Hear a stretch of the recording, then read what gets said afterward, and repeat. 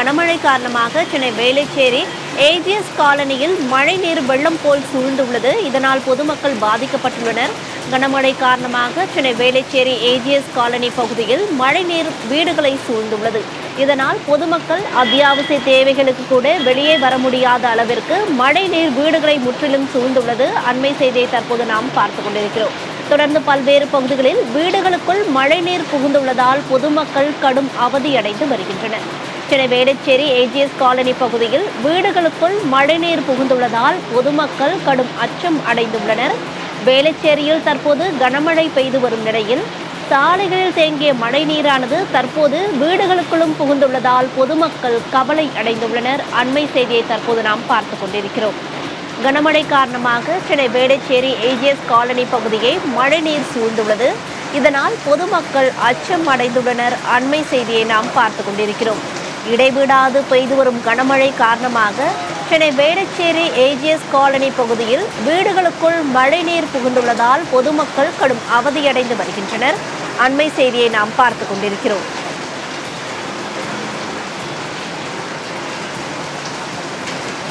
சென்னை வேளச்சேரி பகுதியில் இடைவிடாது பெய்து வரும் கனமழை காரணமாக தற்போது அந்த பகுதியில் உள்ள ஏஜிஎஸ் காலனி பகுதியில் வீடுகளுக்குள் மழை நீரானது புகுந்துள்ளது. இதனால் பொதுமக்கள் கவலை அடைந்துள்ளனர்.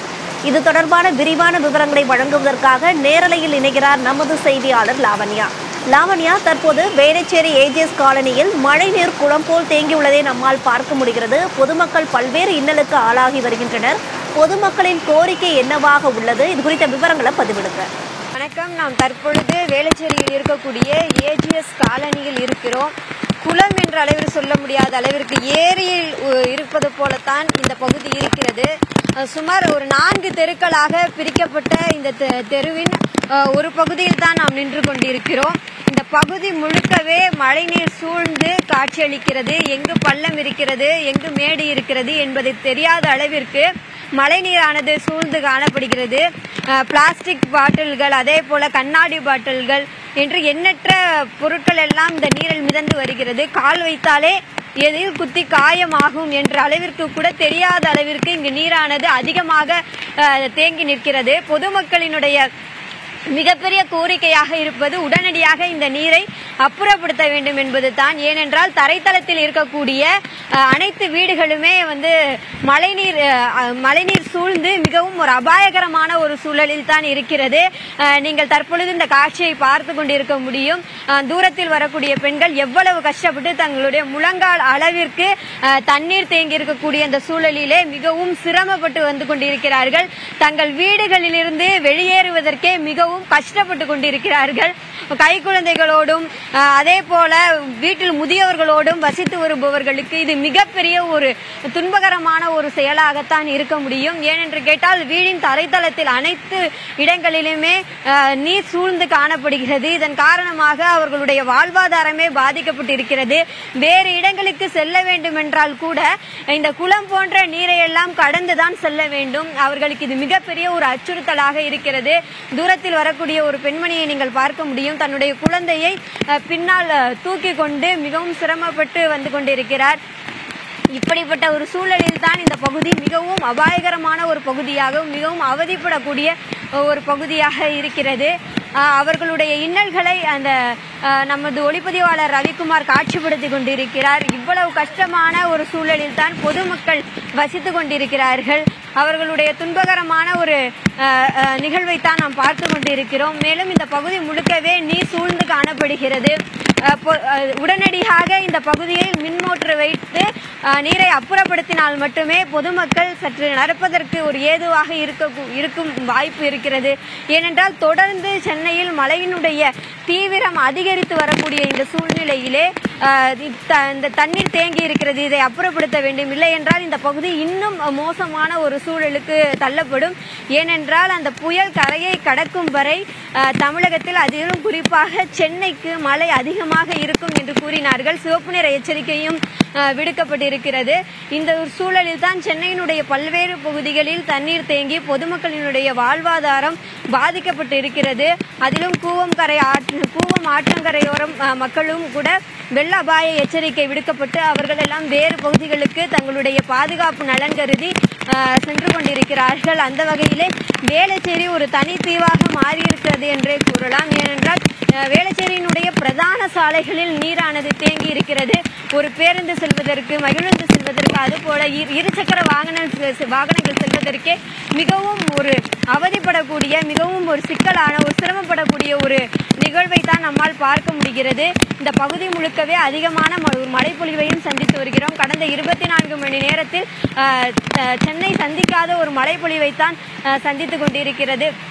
இயல்பை விட அதிகமான வடகிழக்கு பருவமழையை நாம் பெறப்போகிறோம் என சென்னை வானிலை ஆய்வு மையமும் இந்திய வானிலை ஆய்வு மையமும் தொடர்ந்து அறிவுறுத்தல் வழங்கியிருந்த சூழ்நிலையில் அந்த ஒரு நிகழ்வைத்தான் நாம் சந்தித்து கொண்டிருக்கிறோம். ஏனென்று கேட்டால் இயல்பை விட மிகவும் அதிகமான ஒரு மழைப்பொழிவைத்தான் சென்னை தற்பொழுது சந்தித்து வருகிறது. மேலும் மழையினுடைய தீவிரம் குறைந்தபாடில்லை, அதிகரித்து கொண்டே இருக்கிறது.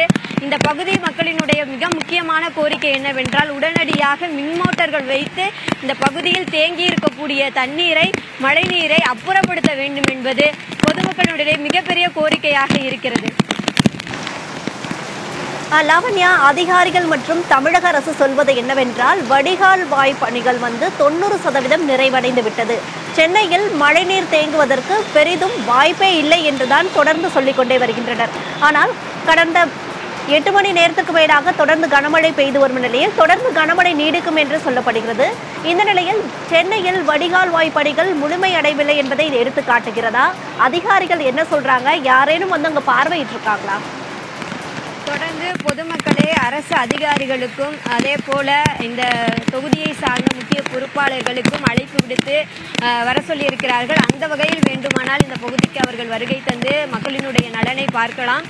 மேலும் சொல்ல வேண்டுமானால் திமுக அரசினுடைய மிகப்பெரிய ஒரு விளம்பரமாக இருந்தது என்ன சொல்ல வேண்டுமானால், மழைநீர் வடிகால் பணிகளை எல்லாம் நாங்கள் முற்றிலுமாக முடித்து விட்டோம், சென்னைக்கு இனி மழை பெய்தால் யாரும் கவலைப்பட வேண்டாம் என்றெல்லாம் கூறினார்கள். ஆனால் தங்களுடைய சொல்லுக்கு ஒரு முரண்பட்ட ஒரு ஆட்சியைத்தான் அவர்கள் நடத்தி கொண்டிருக்கிறார்கள் என்பதற்கு மிகவும் ஒரு அம்பலப்படுத்தப்பட்ட ஒரு காட்சியாகத்தான் தற்பொழுது வேளச்சேரி இருக்கிறது. வேளச்சேரியில் மழைநீர் வடிகால் பணிகள் முழுமையாக நடந்து முடிந்திருந்தால் இவ்வளவு தண்ணீர் இங்கு தேங்கி இருக்காது என்பதுதான் மக்களினுடைய மிகப்பெரிய ஒரு எண்ணமாக இருக்கிறது. மேலும் மழைநீர் வடிகாலை உடனடியாக அவர்கள் முடித்து தந்துவிட்டோம் என்றெல்லாம் கூறினார்கள். அதெல்லாம் வெற்று விளம்பரங்கள் என்பதனை மக்கள் படும் சிரமங்கள் காட்டிக் கொண்டிருக்கின்றன. ஏனென்றால் மழைநீர் வடிகால் பணிகள் எல்லாம் முடிந்திருந்தால் மக்கள் இவ்வளவு சிரமத்திற்கு ஆட்பட்டிருக்க மாட்டார்கள்.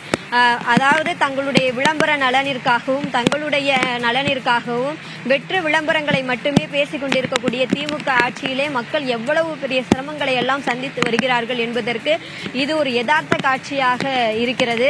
மேலும் சொல்ல வேண்டுமானால் மழைநீர் வடிகால் பணிகள் எல்லாம் முடிந்துவிட்டது அப்படி என்று கூறினார்கள். சென்னையில் மழை பெய்தால் மழை தேங்கித்தான் ஆக வேண்டும் என்று அமைச்சர்கள் எல்லாம் அலட்சியமாக கூட செய்தியாளர் சந்திப்பிலே பதில் கூறிய அந்த காட்சிகளை எல்லாம் காண முடிந்தது. அவர்களுக்கு மக்களை பற்றியெல்லாம் கவலை கிடையாது, தாங்கள் நன்றாக இருக்கிறோமா என்ற ஒரு தன்னுடைய சுயநலத்தை மட்டுமே கொண்ட ஆட்சி நடத்துவதன் காரணமாகத்தான் பொதுமக்கள் இவ்வளவு பாதிப்படைந்து வருகிறார்கள் என்பது சமூக ஆர்வலர்களினுடைய கருத்தாக இருக்கிறது, பொதுமக்களினுடைய கருத்தாக இருக்கிறது. தற்பொழுது அவர்களுக்கு வாக்களித்ததன் காரணமாக கஷ்டப்படுவது என்னவோ பொதுமக்களாக மட்டும்தான் இருக்கிறார்கள்.